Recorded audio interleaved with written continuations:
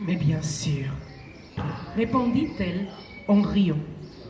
Yo vi una calzamora dándole combate a un río. Así es como se enamora tu corazón con el mío. Yo vi de una garza mora dándole combate a un río.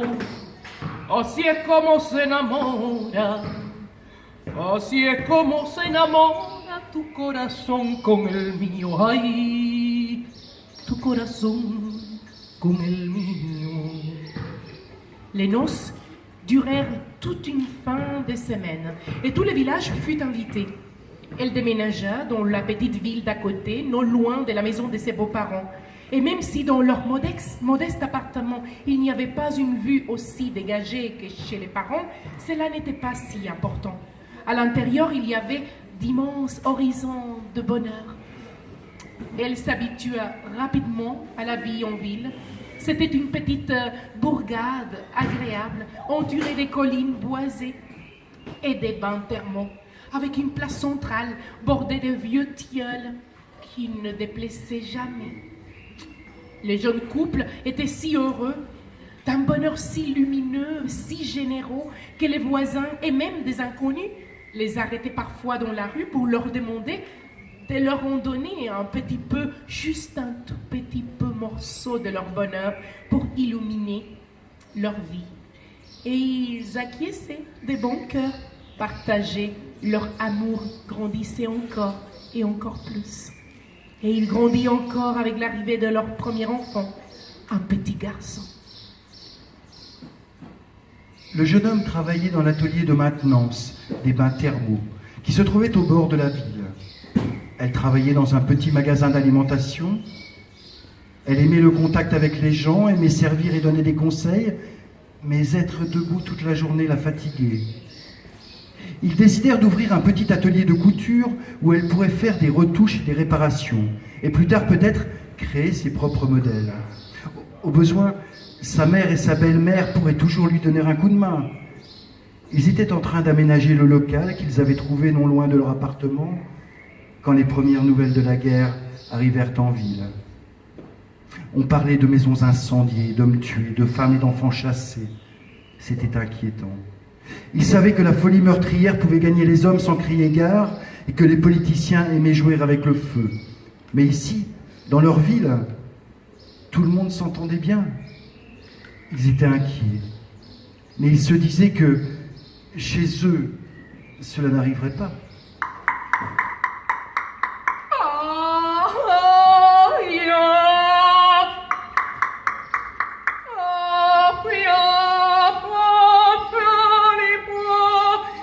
Dans une charmante petite bourgade, nichée entre les montagnes, quand on est heureuse et en paix avec tous ses voisins, quand on a un petit garçon qui fait ses derniers pas, on ne s'occupe pas trop des nouvelles ombrageuses, des discours enflammés et des analyses politiques. Et même si on le fait et qu'on arrive à discerner des signes troublants et qu'on peut même penser que ça pourrait bien dégénérer un jour, on n'imagine jamais pas que ce jour puisse vraiment arriver. Un paisible dimanche après-midi, après le repas, quand on est en train d'admirer la vue dégagée en sirotant le café, assis autour de la table dans le jardin de ses parents. On ne s'imagine pas que le boulanger d'à côté, le copain d'école et le gardien de l'équipe de foot du cousin puissent faire irruption dans le jardin, casquette sur la tête et mitraillette à la main, et ordonner en hurlant que les hommes sortent tout de suite.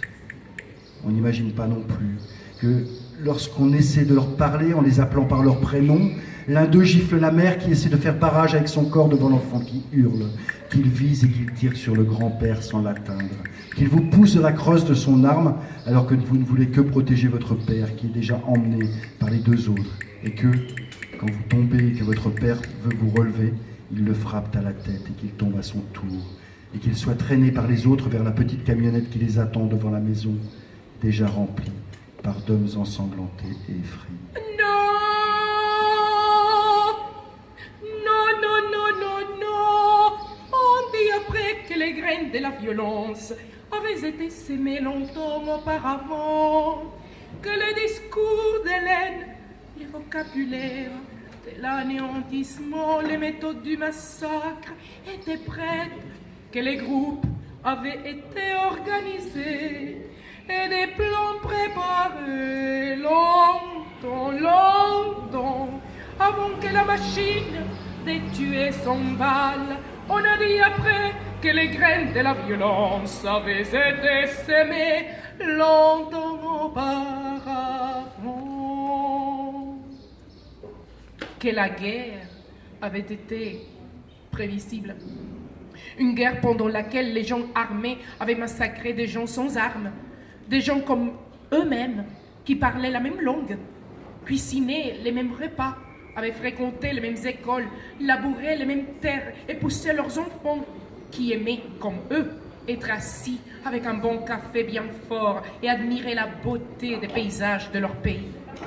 On disait qu'ils avaient été prévisibles qu'un jour, ivres des mots de haine qu'ils déferlaient de la bouche de leur leader à la radio, dans les journaux et sur les écrans, ivres de la haine des autres qui étaient exactement comme eux-mêmes, ivres du pouvoir qui tombait sur eux grâce à leurs armes, transformés subitement en seigneurs de la vie et de la mort.